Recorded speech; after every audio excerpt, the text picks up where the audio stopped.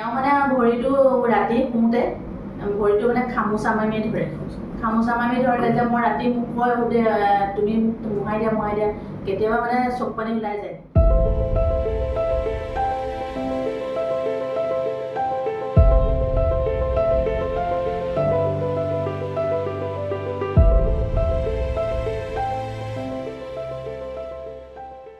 মই doctor Amulya Dutta, chief consultant physiotherapist, doctor ডামানিছ nursing home, Dibrugarh. আমাৰ ওচৰলৈ এজন পেচেণ্ট আহিছিলে, তেওঁ কিছু অসুবিধা লৈ পিনে। তো তেওঁৰ এতিয়া ডিচাৰ্জৰ সময়, অহাকালিলৈ তেওঁ ডিচাৰ্জ ল'ব।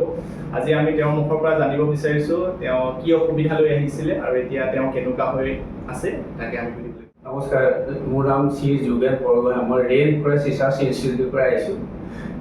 মোৰ মানে ভৰি এটা এখন বিষৰ কাৰণে একদম থাকিব নোৱাৰোঁ। পিছত দুদিন যাওঁ, দুদিন নাযাওঁ, তেনেকৈ যাওঁ। তাৰপাছত আহি ডিব্ৰুগড় পালোঁ সেইদিনা শুক্ৰবাৰ 4 তাৰিখৰ দিনা আহিলোঁ। মই আহিব ঘৰৰ পৰা অসুবিধাৰ কাৰণে আহিব পৰা নাই। মই নিজে আহিছোঁ। নিজে আহি ইয়াত দেখুৱালোঁ, দেখাই পানি নাই বোলো মই নাৰ্ভৰ ডক্টৰ নাপাব। প্ৰথমতে নাৰ্ভৰ ডক্টৰৰ কথা ক'লোঁ যে ইয়াত যে এইটো এনেকৈ যে ফিজিঅ'থেৰাপি কৰে মই নাজানো।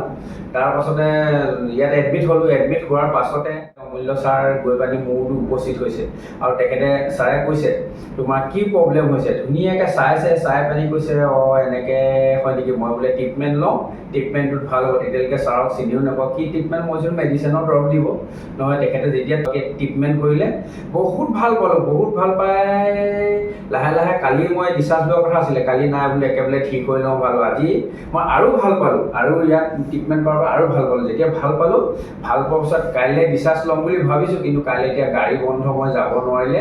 গাড়ী অফিচৰ পৰাও খবৰ লৈছে, কিন্তু কাইলৈ নোৱাৰিলে। কাইলৈ আকৌ ট্ৰিটমেণ্ট কৰিহে মই যাম। ছাৰসকলে যেতিয়া বহুত ভাল হৈছে মানে। আৰু মই কোনো মেডিচিনে মোক ভালো কৰিব পৰা নাই, বেলেগ ফালে মোক ভাল কৰিব নাই।